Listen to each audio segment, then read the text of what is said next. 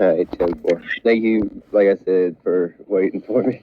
I thought that we'd be out of it by the time we got in here. You're good. You're good. Don't worry about it.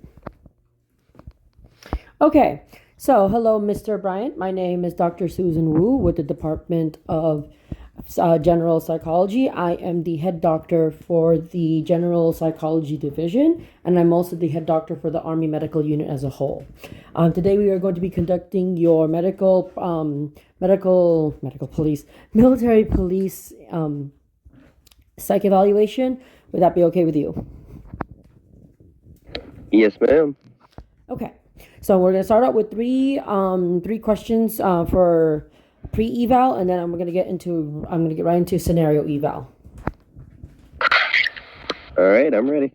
All right, so first question. Do we got any training? Hold on.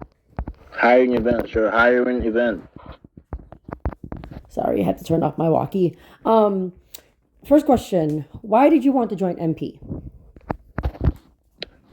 Because I was one of the original people that started MP whenever it was first a group. So I thought it was pretty cool that Blades was bringing it back. So yeah, I figured I could help him out. Excellent. Second question: what does military police mean to you? Oh, what was that? Sorry, your mic cut out a little bit. Sorry. So, second question was: what does military police mean to you? All right, so military police is like overall just it's like the something to keep the soldiers in line. Besides, what I mean, your reps or you getting kicked out of the army. It's kind of like a dampener as well, because there was some soldiers that like they were crashing out and stuff, and they were willing to still RP. So we were able to actually lock them up, and instead of them getting dismissed, they were able to serve like a 2-hour jail sentence. So I thought that was pretty cool. Back when AFK was being watched and stuff, we would patrol the base, look out for people that was AFKing. When we had rogue soldiers, we'd go out looking for them. There was this one instance where we had a special person that we had to watch and stuff. Kind of like a mayor or president, or I still to this day don't know who the guy was, but he was under my protection, and I had to make sure nothing happened to him. Excellent. So, last question: why do you believe military police is important for Army? Well, like I just was stating before, it's kind of like a dampener before you get like dismissed or fired. It's another thing we can do. It's also a big helping hand when it comes to our insubordinate soldiers. That way, it's not too much on the DFG and FG. They ain't really got to, do anything except for look at the body cam. All right, excellent. Thank you, sir. Now we're going to go on into the scenario evaluation. Heck yeah, I'm ready. All right, so first scenario: you're patrolling the base. And as you're patrolling a base, you see two soldiers at Westgate. You come up closer, you hear them arguing. And as they continue as they continue arguing, you see that both of them draw their weapons at each other. And they're about to kill each other and shoot each other up. What do you do? As soon as I came up to the gate and I heard two individuals arguing, first thing I would put myself in it, because me being a general and also me being a veteran of this army for a while, it's kind of my place to step in, and find out, even if it's two generals fighting. Like, I've had to step in between two generals before. It's not pretty, but sometimes you got to do it.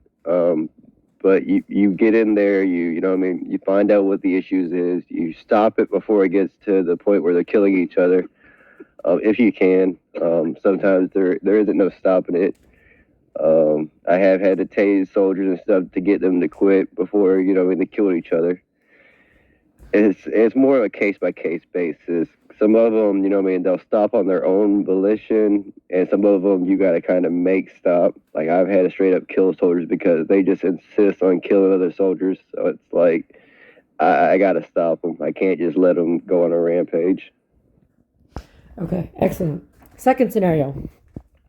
You go to Southgate, and right as you go to Southgate, you see a soldier tase and kill an unarmed civilian.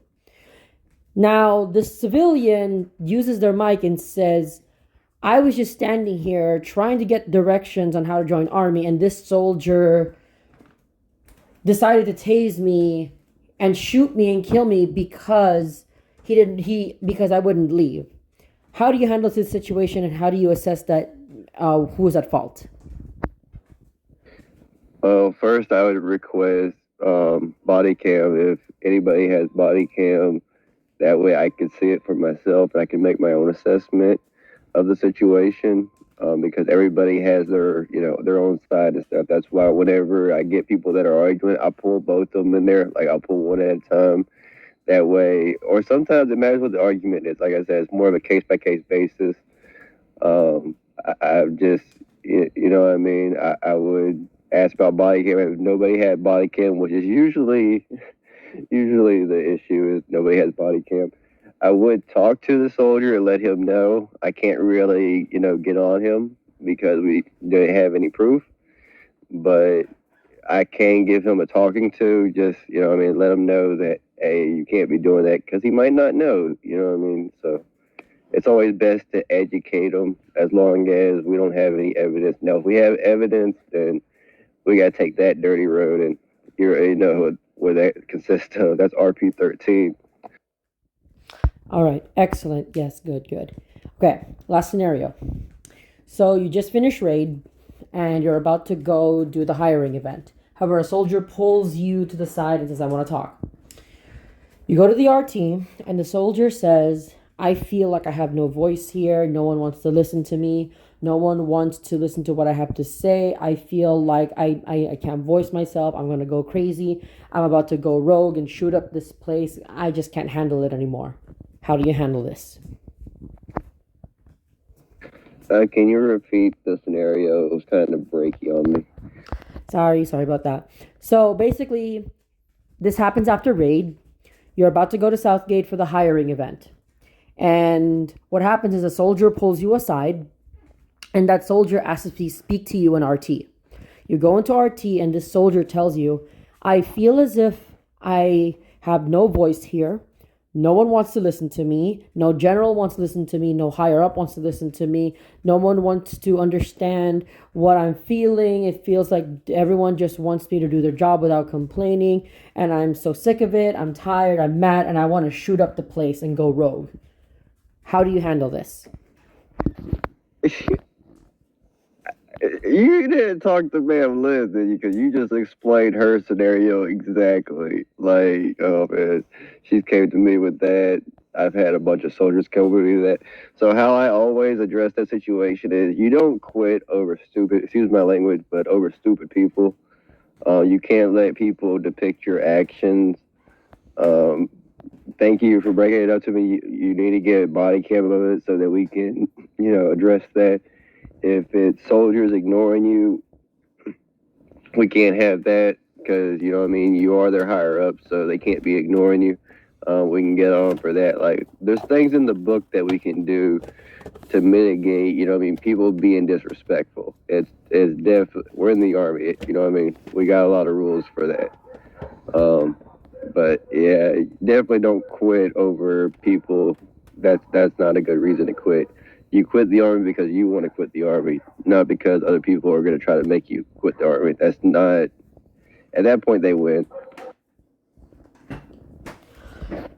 All right, perfect, sir. Thank you so much. So, your pre-evaluation and your scenario evaluation just got completed. I will review the footage, and once I have seen that you have definitely passed your psych eval, I will check it off and then send you off to Miss Sally for anger management psych eval. Heck yeah, 10-4. Yeah, I requested Miss Sally to do my anger management thing, but yeah, she's been really busy.